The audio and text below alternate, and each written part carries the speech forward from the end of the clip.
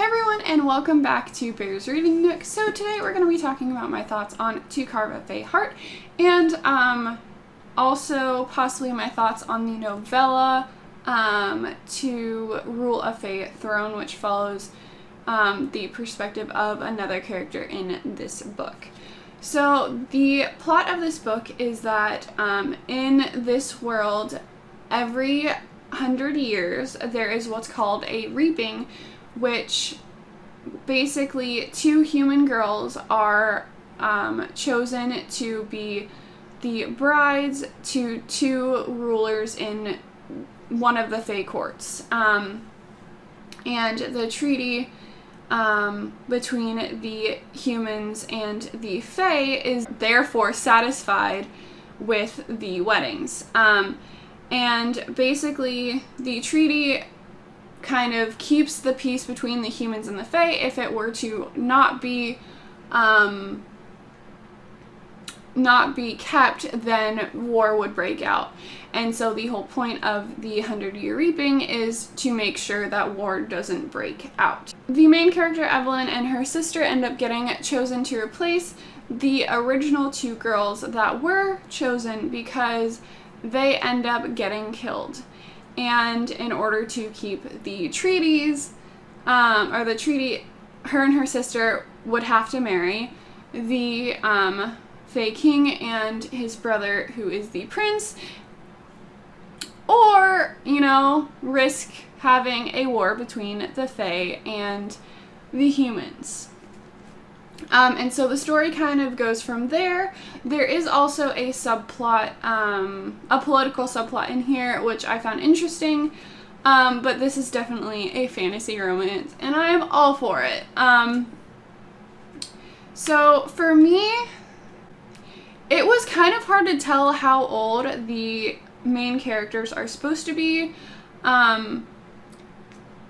So the way that the reaping works is for the 3 years prior, if you are coming of age, within 3 years of when the 100-year reaping will take place, then you can't go anywhere. So potentially, if coming of age is like 18, then she could be anywhere from 18 to 21. So basically, Evie is kind of like a surgical assistant who wants to go to medical school, which to me seems like she's had some sort of like training in some way, or she's going to like pre-med school. I don't know. But like she carries herself as like older, like I'd say to me she seems early 20s.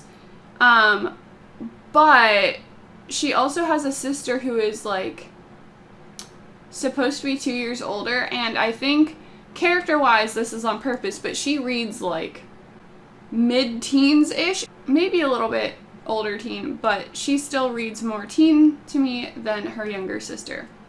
There are a few predictable things in this book, but even with like them being predictable, it was still really cool seeing how they kind of played out, and I really enjoyed that, and I felt like the payoff of the reveal was worth the predictability, I guess.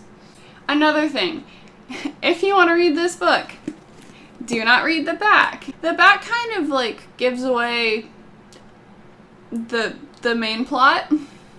I mean, I didn't mind that because I still enjoyed the way that it played out, but if you are someone who doesn't like everything that happens being on the back of the book in the synopsis, then just be aware of that. But yeah, overall, I really enjoyed this book. I think I read this in 4 days. Possibly one day I read close to 200 pages, and I would have read more, but my brain kind of broke because I read about 200 pages. But yeah, I really like this, and I think when I was 80 pages in, I actually went ahead and bought the second one because my library doesn't have this series. But yeah, I really enjoyed this. Honestly, if you want to get into like fantasy romance, I really enjoyed this. This is, I think, my first actual like solely fantasy romance, and I really enjoyed it. I thought it was good. This was a 5-star read for me. I really enjoyed it, and I can't wait to see where the rest of the story goes from there. I'm excited.